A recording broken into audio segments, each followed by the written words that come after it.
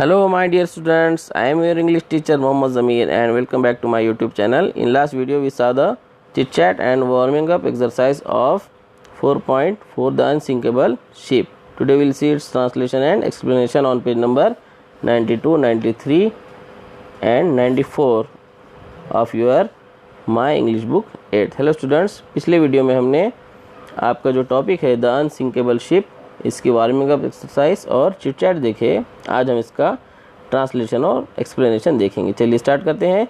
The unsinkable ship, unsinkable sink यानी कि डूब जाना, धंस जाना। अनसिंकेबल यानी कि ऐसी शिप जो डूब ही नहीं सकती, ऐसी ship. On 10th April 1912 the largest luxury ship in the world set sail from Southampton in England to New York।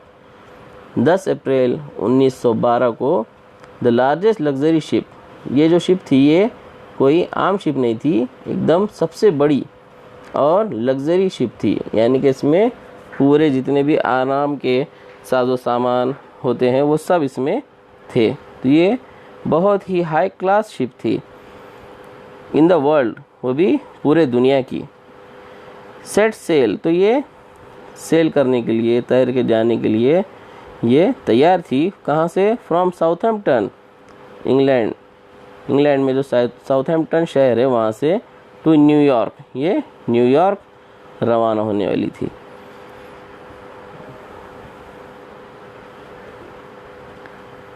She was called the Titanic, उसका नाम था टाइटैनिक, जिसके बारे में सब लोग जानते हैं, टाइटैनिक जहाज।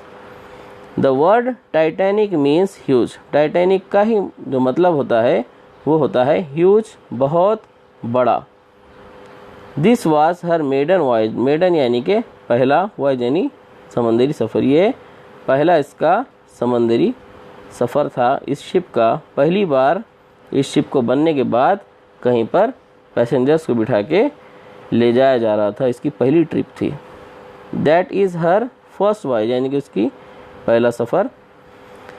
She set out to cross the Atlantic ocean and she carried more than 2000 passengers, और उसको जो है रास्ते में अटलांटिक ओशन जो महासागर है वो पार करके उसको जाना था, और she carried more than 2000 passengers, उसमें 2000 से ज़्यादा पैसेंजर्स थे। तो आप अंदाज़ा लगा सकते हैं कि कितना बड़ा ये शिप होगा। The Titanic was like a floating town, ऐसा था टाइटैनिक जैसा कि एक शहर है, एक तैरता हुआ शहर, फ्लोटिंग टाउन के जैसा था। उसके बाद next paragraph second, everyone called the Titanic the finest ship in the world, हर कोई ये कहता था कि ये दुनिया की सबसे अच्छी शिप है ये Titanic. Everyone was proud of her, इसलिए हर कोई इस पे बहुत फ़ख्र करता था। She was as tall as a building with 15 storeys, ये इतना ऊंचा था जैसा कि एक 15 मंजिला इमारत, एक बिल्डिंग जिसमें 15 फ्लोर हो, इतना बड़ा ये शिप थी। Inside she was like a large hotel, और अंदर से एक बड़े होटल की जैसी थी, 5 स्टार होटल जैसी। विद ग्रैंड स्टेयरकेसेस, जिसमें बड़े बड़े सीढ़ियाँ थे आने जाने के लिए। डाइनिंग रूम्स, बड़े बड़े डाइनिंग रूम्स थे खाने के। शॉप्स थे वहाँ पर, दुकानें थे शॉपिंग के लिए। एंड स्विमिंग पूल्स, और उसमें स्विमिंग पूल्स भी थे। तो ये कितनी बड़ी शिप होंगी आप अंदाज़ा लगा सकते हैं। चलिए साइड में जो है मार्जिन क्वेश्चन हम देखते हैं। पहला question, why was the Titanic so called, Titanic को क्यों टाइटैनिक कहा जाता था? Answer, because it was very huge, क्योंकि ये बहुत ही ह्यूज, बहुत बड़ा था, इसलिए उसको टाइटैनिक नाम दिया गया था। What facilities were available on the ship, ship पर क्या फैसिलिटीज़ अवेलेबल थे? देयर वेयर ग्रैंड स्टेयरकेसेस, बड़े बड़े सीढ़ियाँ, dining rooms and swimming pools in the ship. चलिए नेक्स्ट पैराग्राफ देखते हैं हम। Everyone thought that the Titanic could never sink, हर एक का ये ख्याल था कि ये टाइटैनिक ऐसा बना हुआ है, इतना बड़ा, और इसका स्ट्रक्चर भी ऐसा है कि ये कभी डूब ही नहीं सकता, सिंक नहीं हो सकता। They called her the unsinkable ship, इसलिए लोग उसको जो है अनसिंकेबल शिप कहने लगे, उसको पुकारने लगे unsinkable ship. The ship's builders they are so sure of this that they put only a few lifeboats on the ship. अब यहाँ पर शिप के जो मेकर्स थे, शिप बनाने वाले जो बिल्डर्स थे, वो इतने श्योर थे कि इसको कुछ नहीं हो सकता, इसलिए उन्होंने क्या करे, कुछ ही लाइफ बोट्स जो होते हैं कि मुश्किल टाइम पे अगर शिप अगर डूब जा रही है तो लोगों को लाइफ बोट में उतार दिया जाता है बिठा के। तो इतने कॉन्फिडेंस थे, या ऐसा कह सकते हैं कि ओवर कॉन्फिडेंट थे, कि उन्होंने कहा कि ये तो डूब ही नहीं सकता, फिर भी अपन जो है फॉर्मेलिटी के लिए कुछ लाइफ बोट्स रख लेते हैं। तो उन्होंने बहुत कम लाइफ बोट्स शिप पर रखे हुए थे। The journey was very comfortable. अब ये जर्नी, ये जो सफ़र था, ये बहुत कंफर्टेबल था, लग्जरियस सफ़र था। The passengers were proud because they were travelling in the best ship in the world. और जो पैसेंजर्स थे वो भी बहुत प्राउड थे अपने आप पर, उनको बहुत फ़ख्र घमंड हो रहा था कि हम जो है दुनिया की सबसे अच्छी शिप में बैठ के जा रहे हैं। और इस शिप में सभी बड़े बड़े अमीर लोग ही थे, क्यों तो उसका टिकट बहुत ज़्यादा था। दे फेल्ट सेफ़, और वो अपने आप को बहुत सेफ़ महसूस कर रहे थे कि इतना भारी शिप है तो हम लोग तो इसमें बहुत ज़्यादा सेफ़ हैं। चलिए आगे देखते हैं। Then came the night of 14 April. अब 10 अप्रैल को वो रवाना हुए, अब आई 14 अप्रैल की रात। द स्काई वॉज क्लियर, आसमान बिल्कुल साफ था। एंड द सी वॉज काम, और जो समंदर था वो भी एकदम सुकून था, वहाँ पर भी कोई तूफ़ान या तेज़ लहरें, हवाएं कुछ भी नहीं चल रहे थे, एकदम सुकून था। Many of the passengers were asleep, और रात का टाइम था इसलिए ज़्यादातर बहुत सारे पैसेंजर्स सोए हुए थे गहरी नींद में। Captain Smith knew that there were icebergs nearby. Captain Smith जानते थे कि वहाँ करीब में, आसपास में क्या है, आइसबर्ग्स है। आइसबर्ग्स के मान यहाँ पर दिए हुए हैं। A very large mass of ice floating in the sea, समंदर में तैरते हुए बड़े बड़े बर्फ़ के टुकड़े, मतलब बहुत बड़े बड़े साइज़ के, पहाड़ों के साइज़ के बड़े बड़े बर्फ़ के टुकड़े, तो उसमें तैरते हुए। तो कैप्टन स्मिथ ये बात जानते थे कि यहाँ पर अब जो है बड़े बड़े आइसबर्ग्स है। So he told a man to keep a watch from the top of the ship. तो फिर मिस्टर जो कैप्टन साहब थे, स्मिथ साहब, उन्होंने एक आदमी को ऊपर बिठाया टॉप पर शिप के, और वहाँ से कहा उसको कि तुम क्या करो, वॉच रखो, नज़र रखो चारों तरफ से, दूर से ही जैसे ही तुमको कुछ रास्ते में आइसबर्ग वगैरह कुछ नज़र आए तो तुम क्या करो, हमको जल्दी से खबर दो। Suddenly eight 11:40 PM the man सा समथिंग। अचानक रात को 11:40 पर उस आदमी ने कुछ देखा। He grew cold with fear, वो डर से ठंडा पड़ गया एकदम। A huge iceberg stood right in the path of the Titanic. Titanic के रास्ते में एक बहुत बड़ा आइसबर्ग, बर्फ़ का पहाड़ वहाँ पर मौजूद था, उसी रास्ते में जिस तरफ टाइटैनिक जा रहा था, सामने ही। आइसबर्ग, ही येल्ड, वो चिल्लाया, आइसबर्ग बोल के वो ज़ोर से चिल्लाया। Captain Smith fought hard to steer the Titanic. Captain Smith ने स्टीयर करने के लिए, यानी कि पलटाने की बहुत कोशिश की उस जहाज़ को, कि जल्दी से क्या करूं, मैं इसको पलटा लूं, उस रास्ते से, आइसबर्ग के रास्ते से उसको मैं हटा लूं। But the ship change direction slowly, लेकिन ये अपनी गाड़ी के जैसा नहीं होता है पानी का जहाज़, वो बहुत धीरे धीरे अपना रास्ता बदलता है। तो शिप जो है वो बहुत धीरे धीरे पलटने लगी। And her side scrap the mountain of ice, और शिप का सामने का हिस्सा तो पलट गया, लेकिन उसकी जो साइड थी, साइड से वो जाकर उस पहाड़ से, बर्फ़ के पहाड़ से टकरा गई। A shower of ice fell on to the decks, और बर्फ़ का जो है शावर वहाँ पे उस डेक के ऊपर, यानी कि सामने का जो हिस्सा होता है जहाज़ का, उसके ऊपर गिरा, यानी कि बहुत सारी बर्फ़ गिरी। The iceberg cut holes along the ship side, और उस आइसबर्ग ने शिप को साइड से पूरा काट दिया, नीचे साइड से उसमें लंबा छेद बना दिया। ऐसा काटती हुई वो आइसबर्ग उसको चली गई। Water began to pour into the lower decks, अब इसमें अलग अलग डेक्स बने हुए थे, तो नीचे के जो डेक्स थे, नीचे के खानों में वहाँ पर अब पानी भरना शुरू हो गया।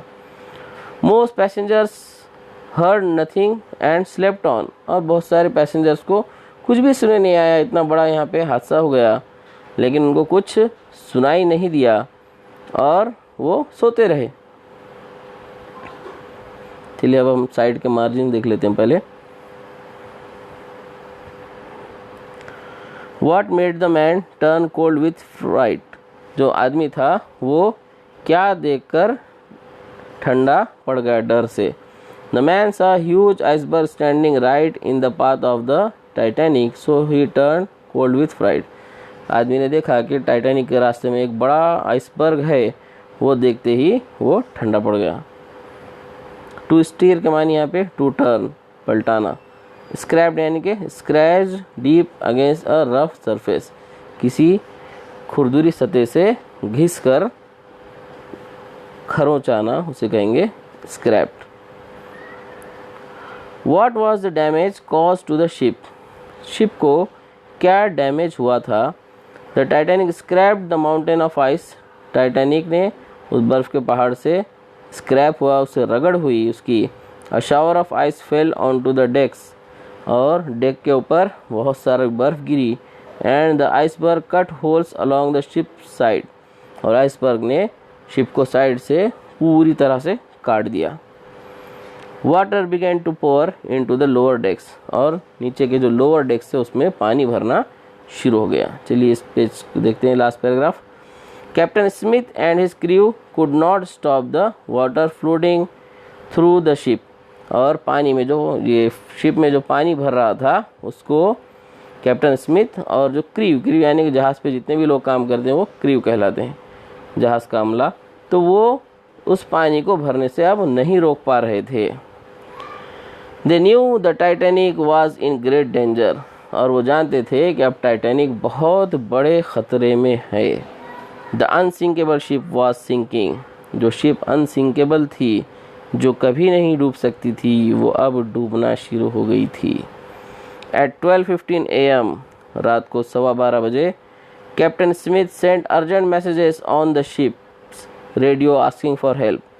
तो उस ज़माने में रेडियोज़ हुआ करते थे शिप पर, तो कैप्टन स्मिथ जो है हेल्प के मदद के लिए रेडियो पे मैसेजेस भेजने लगे, ताकि कोई करीब के जो भी शिप वगैरह होंगे, कोई भी, तो जल्दी से हेल्प के लिए, पैसेंजर्स को बचाने के लिए वहाँ पर पहुँच जाए।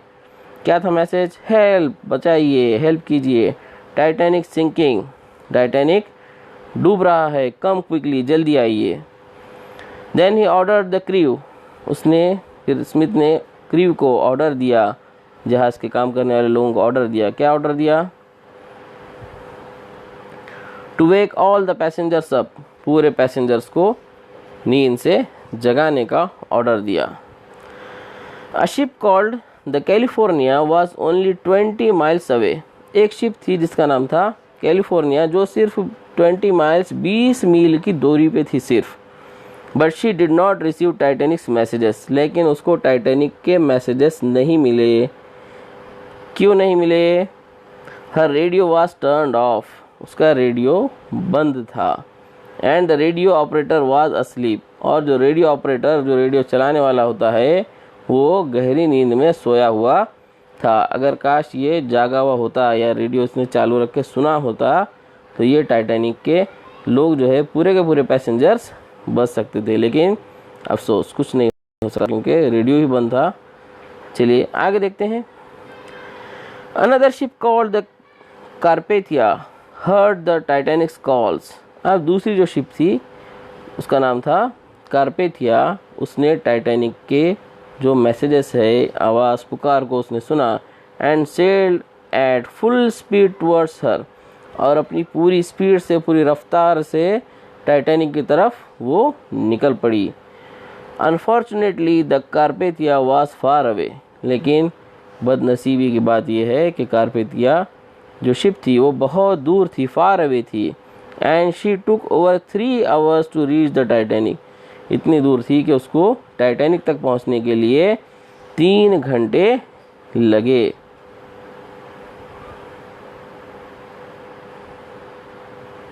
चलिए आगे देखते हैं। Meanwhile the Titanic was sinking rapidly, अब इसी दौरान टाइटैनिक बहुत तेजी से डूब रहा था। The crew lowered the life boats into the sea, अब जो क्रू है, जहाज के काम करने वाले लोगों ने लाइफ बोट्स को समंदर में उतारना शुरू किया। ये बोट्स जो है साइड में लगे हुए होते हैं शिप के और ऊपर होते हैं, और उसको बाद में क्या किया जाता है, जब तैरना है या उसमें बिठा के छोड़ना है तो उन बोट्स को नीचे कर दिया जाता है और छोड़ दिया जाता है समंदर में। But there was only enough space in the boat for a few hundred passengers, लेकिन उन बोट्स में क्योंकि ये और कॉन्फिडेंट होने की वजह से कम बोट्स लेकर गए थे, लाइफ बोट साथ में, इसलिए वहाँ पर कम पैसेंजर्स को, यानी कि कुछ 100 लोगों को, पैसेंजर्स को बैठने के लिए उसमें जगह थी। और टाइटैनिक में तो 2000 से ज़्यादा लोग थे, पैसेंजर्स थे। The Titanic had more than 2000 people on board, और टाइटैनिक में 2000 से ज़्यादा लोग थे और बैठने के लिए कुछ 100 लोगों के लिए ही जगह थी उन लाइफ बोट्स में। The ship began to tilt into the sea, tilt यानी कि यहाँ पे move in a sloping bend position, एक स्लो पोजीशन में, एक टेढ़ा जैसा जहाज़ आपने मूवी में देखा होगा कि जहाज़ कैसा होता है, एक साइड से ऊपर से उड़ गया था और एक स्लोपिंग साइड होके वो धीरे धीरे धीरे समंदर के अंदर अब डूबना शुरू हुआ।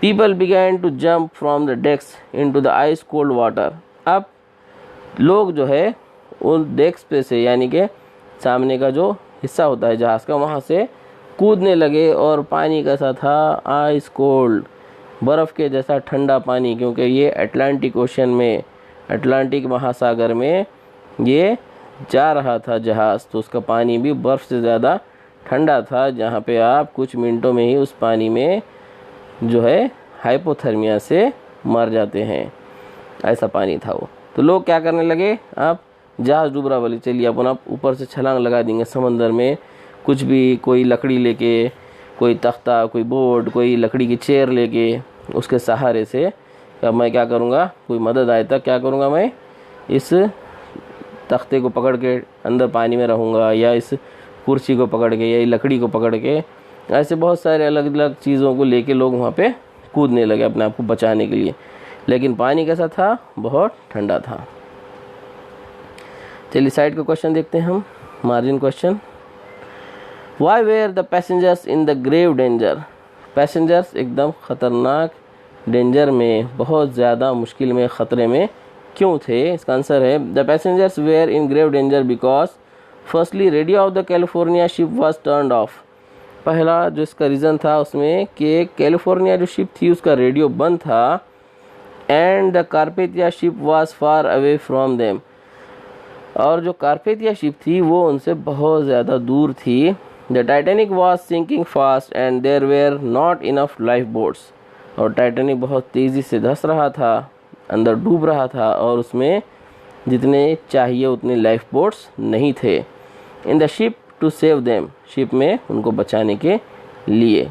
टिल्ट के मानी यहाँ पे दिया है moving in a sloping bend position. चलिए आगे देखते हैं।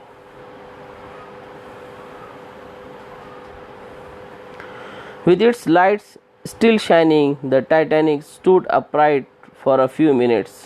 अपने जो चमकती हुई लाइट थे उसके लाइट्स अभी भी चालू थे, अभी भी चमक रहे थे, और जो टाइटैनिक था stood upright, वो सीधा खड़ा हो गया, एक साइड से झुक के, उसका जो डेक है सामने का हिस्सा वो एकदम सीधा ऊपर था, सीधा कुछ मिनट्स के लिए खड़ा रहा, for a few minutes.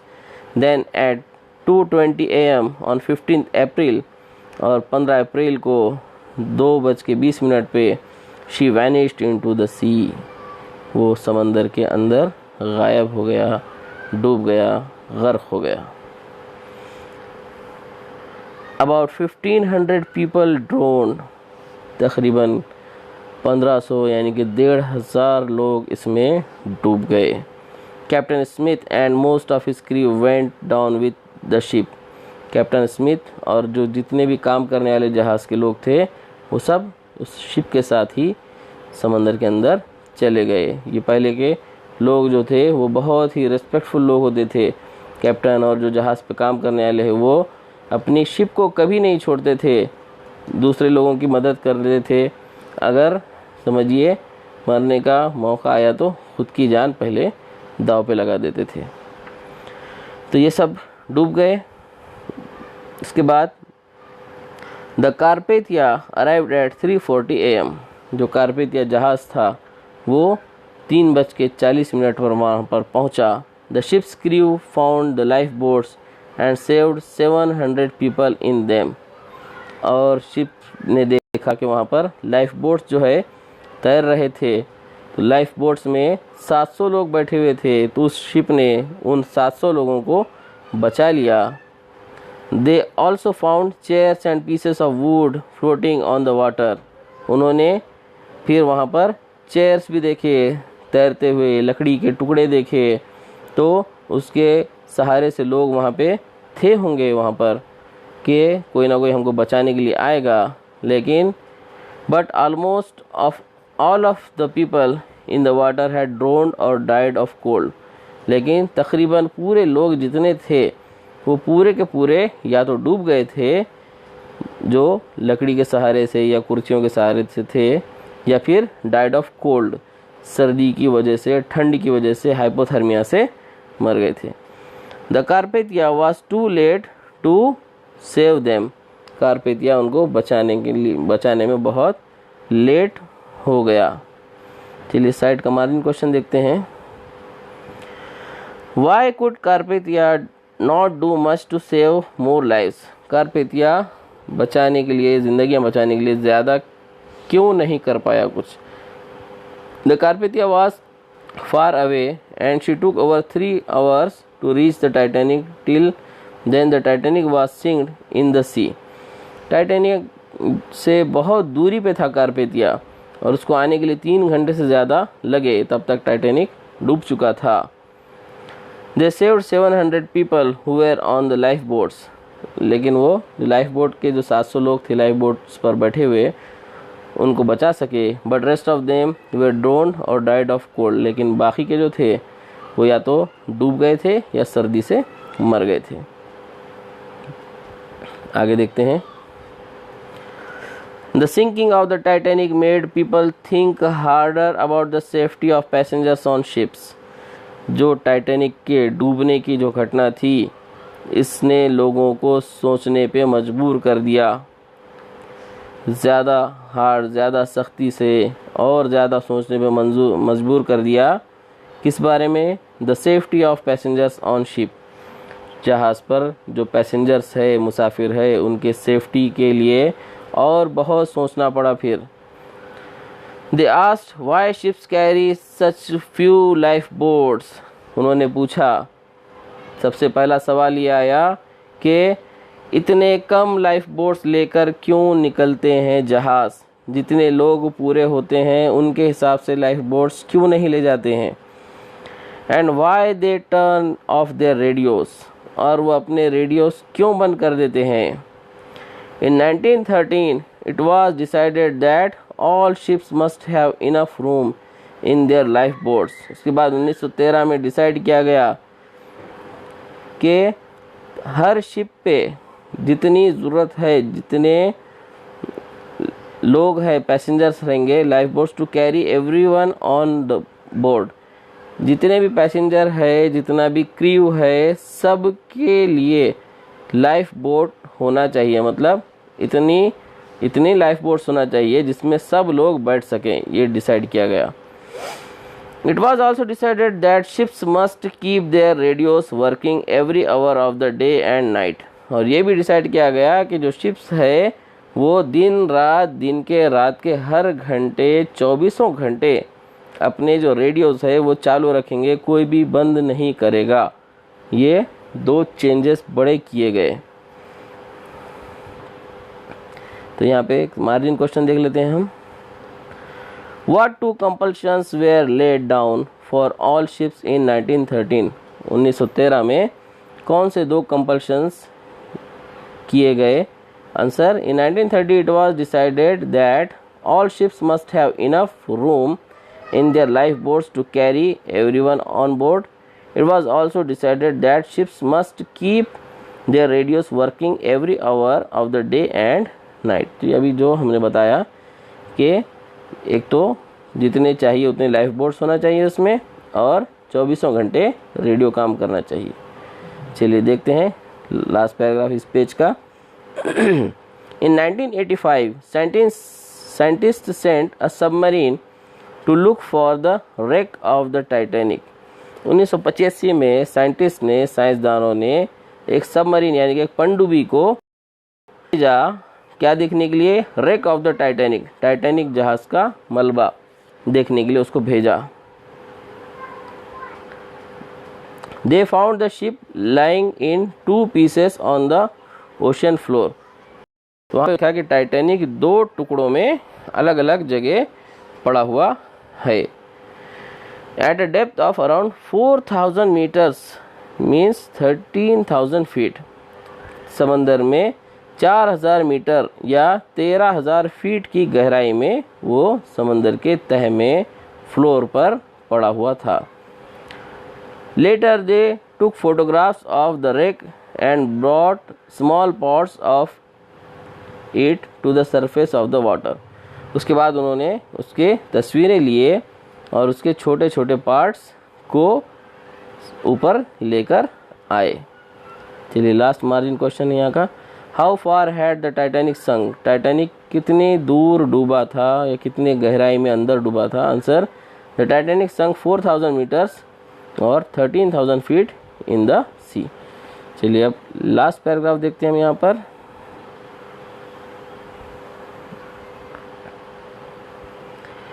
There are many stories of bravery on that terrible night in April 1912. उस रात में, जिस दिन टाइटैनिक जिस रात में डूबा था, अप्रैल 1912 की उस रात को, उसके बारे में बहुत सारे ब्रेवरी के, बहादुरी के कहानियाँ, स्टोरीज बने हुए हैं। In 1998 the director James Cameron made a famous film of the Titanic's maiden voyage. 1998 में जो मशहूर डायरेक्टर है जेम्स कैमरॉन, उन्होंने टाइटैनिक के इस जहाज़ के वॉयज के बारे में, पहले सफ़र के बारे में मूवी बनाई। It is a very sad film. ये एक बहुत सैड मूवी है। Almost everyone who seize the film leaves the cinemas in tears. तकरीबन जो भी इस मूवी को देखता है वो सिनेमा हॉल में आंसू बहाते हुए वहाँ से बाहर निकलता है। तो ये हमने यहाँ पे द अनसिंकेबल शिप, इसको अच्छे से पढ़ा, इसका ट्रांसलेशन देखा, इसके मार्जिन क्वेश्चंस देखे। अब इसके जो इंग्लिश वर्कशॉप है वो भी रेडी है आप लोगों के लिए, लेकिन वो मैं बताऊँगा आपको नेक्स्ट वीडियो में। तब तक के लिए थैंक यू वेरी मच।